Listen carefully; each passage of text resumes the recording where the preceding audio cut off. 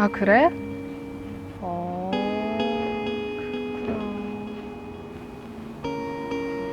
왔구나. 혼자서 조용히 시간 보낼 곳을 찾다가 일본의 시골 마을 고조로까지 오게 된 혜정. 그녀는 역전 관광 안내소에서 길을 묻다가 한 남자 유스케를 만나게 됩니다. ここ少しね近道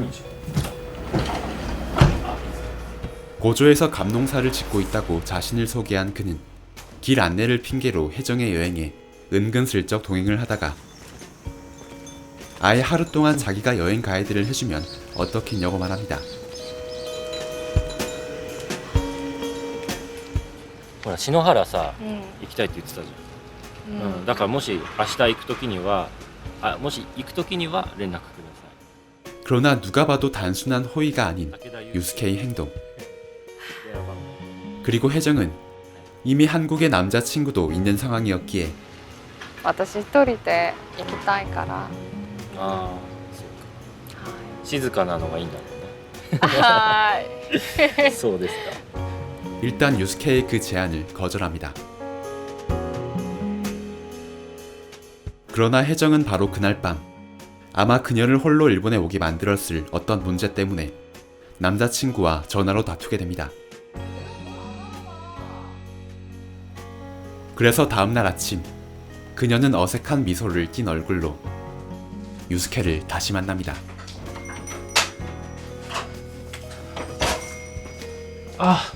おはようございますす。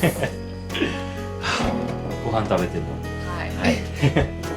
그렇게 시작된 두 사람의 짧은 여행, 한여름의 판타지야.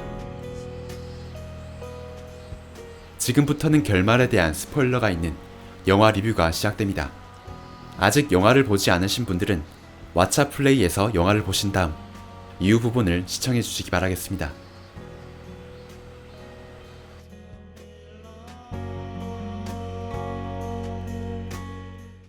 사실 이 영화는 처음부터 앞서 말씀드린 유스케와 혜정의 이야기로 시작되는 건 아닙니다. 조금 당혹스럽게도 영화의 시작과 함께 우리가 보게 되는 건 흑백의 화면과 마치 다큐멘터리처럼 인터뷰 위주로만 흘러가는 1부 첫사랑 요시코입니다.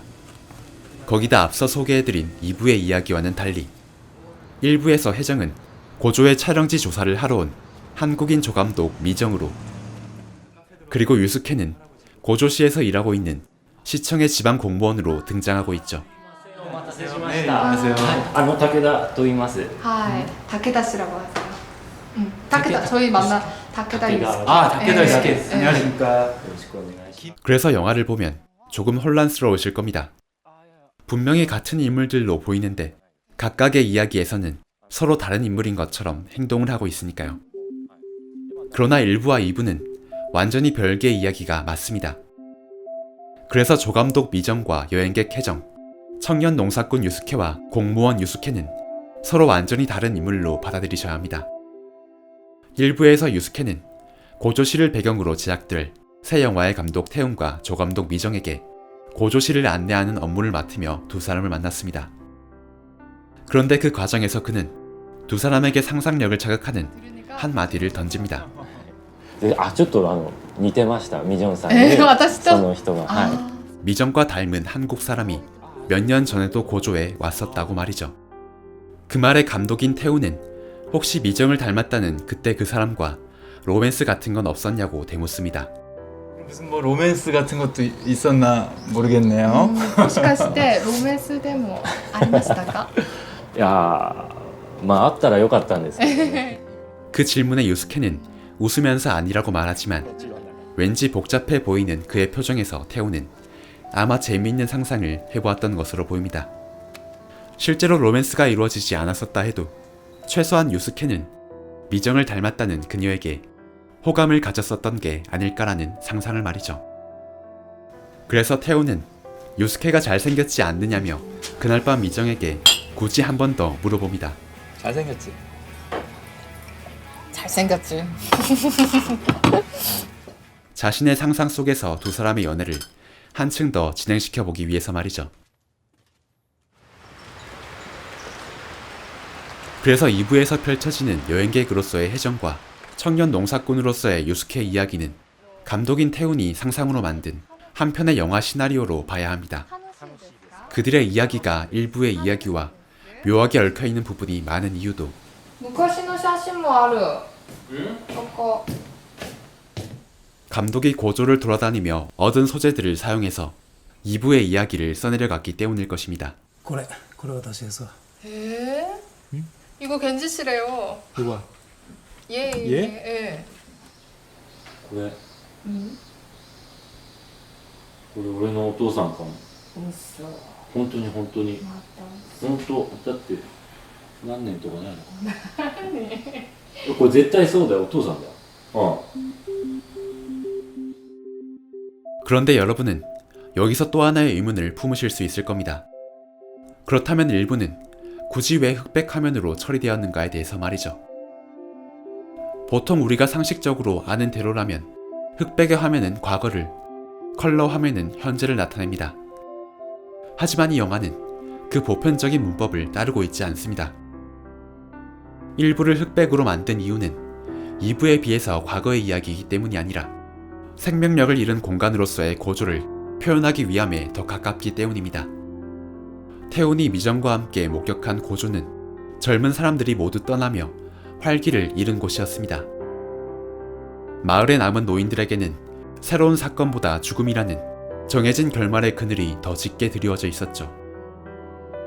그리고 그런 노인들의 곁에 남아있는 젊은이들 요스케와 겐지도 이루지 못한 과거의 사랑만을 그리워하고 있었습니다. 僕そのもともとはっていうか昔は役者をやりたいと思ってました。本当に。本当に本当に。よしこ。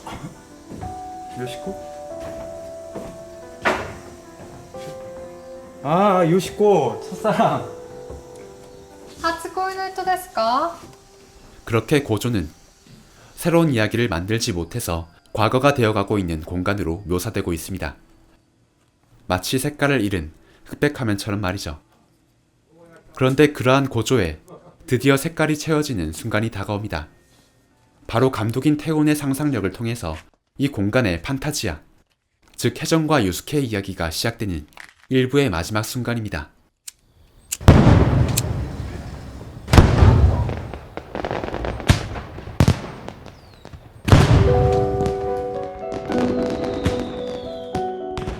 일부는 고조라는 현실적 공간이 어떤 곳인가를 관객에게 전달하기 위한 역할을 했습니다.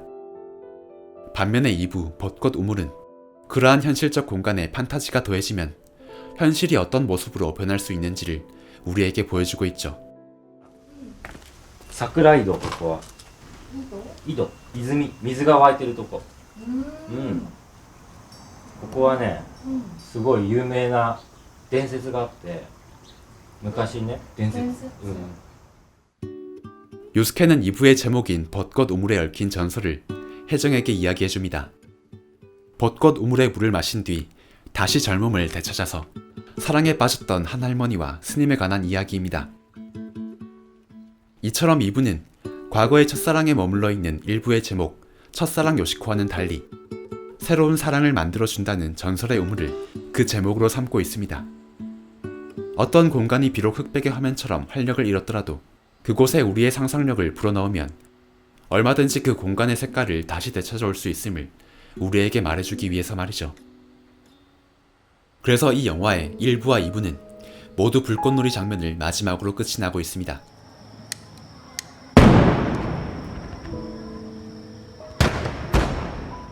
어쩌면 그건 1부와 2부라는 현실과 환상 모두 결국에는 저 불꽃놀이처럼 잠시 동안 빛났다가 곧 사라지고 말 것이라는 뜻일지도 모릅니다. 그러나 2부의 이야기가 1부의 이야기에서 대부분의 소재를 가져와 만들어진 것처럼 항상 환상은 현실의 것들에 기반해서 만들어집니다. 그리고 그렇게 만들어진 불꽃놀이라는 환상을 바라본 이후에 우리는 다시 그 불꽃놀이의 아름다움을 현실에도 가져오기 위해서 노력하게 되겠죠. 그러니 한여름의 판타지아라는 이 영화적인 환상도 비록 상상을 통해서 만들어진 허구이지만 이것을 보고 난 이후에 우리가 현실을 아름답게 바꿀 새로운 동력을 얻게 된다면 그것은 더 이상 우리의 현실과 동떨어진 판타지에 머물지만은 않을 것입니다. 누구나 한 번쯤은 꿈꿔보았을 한여름의 아름다운 판타지야. 분명 이 영화를 보신 다음에 여러분은 고조로 혹은 어디를 향해서라도 떠나고 싶다는 생각을 하시게 될 겁니다. 한여름의 판타지아를 왓챠 플레이에서 감상하신 다음 여러분이 가지고 있는 각자의 고조에 새로운 색깔을 칠해보시길 바랍니다.